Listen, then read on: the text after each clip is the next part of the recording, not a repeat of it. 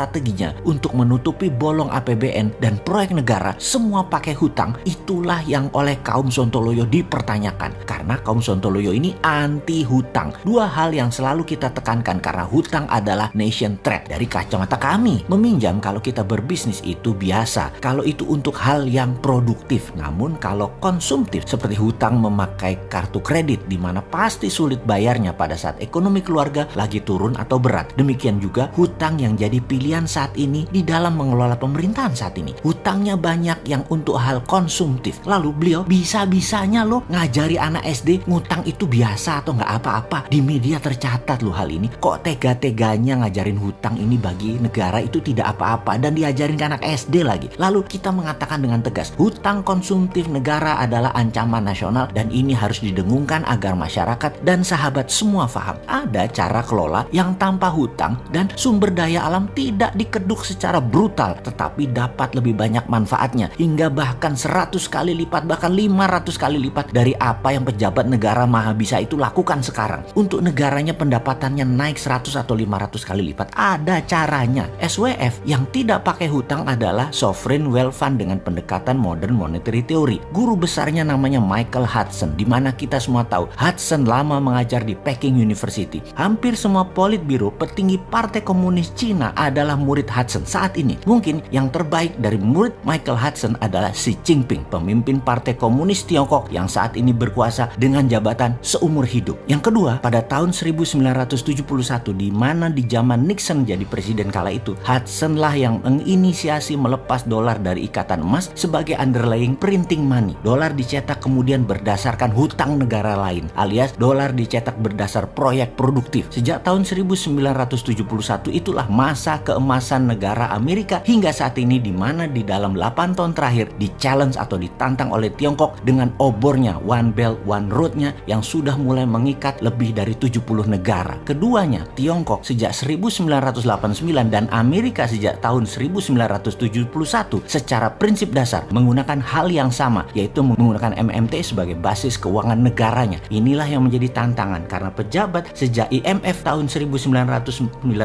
menancapkan kuku di Indonesia sudah terdoktrin untuk Indonesia menjadi good follower dan semua hal yang berhubungan dengan keuangan harus pakai IMF dan World Bank. Inilah yang menjadi tantangan bahwa untuk maju dengan konsep MMT memerlukan strategi yang tidak mulus karena ada penentang yang sangat loyal dengan IMF dan World Bank, ditambah pola pikir bahwa berhutang itu tidak apa-apa dan bahkan harus dan satu-satunya hutang itu. Kalau tidak, pejabat nomor 1 negara ini akan diimpeach karena keuangan negara bermasalah. Itu hanya ditakut-takuti, tidak benar itu sesungguhnya. Hai, kamu tahu nggak sih? Pakai Dinaran, kalian bisa beli emas dengan biaya 10.000 aja loh. Kamu bisa transaksi emas dengan sistem digital jauh lebih mudah. Beli emas, belanjakan emas, ambil emas, beri atau transaksi emas bisa dimanapun kalian lakukan. Selain itu, rupiahmu jauh lebih aman dengan underlying emas tanpa takut berkurang dan cenderung naik setiap waktunya. Di Dinaran, setiap rupiahmu bernilai emas. Jadi, download Dinaran sekarang juga.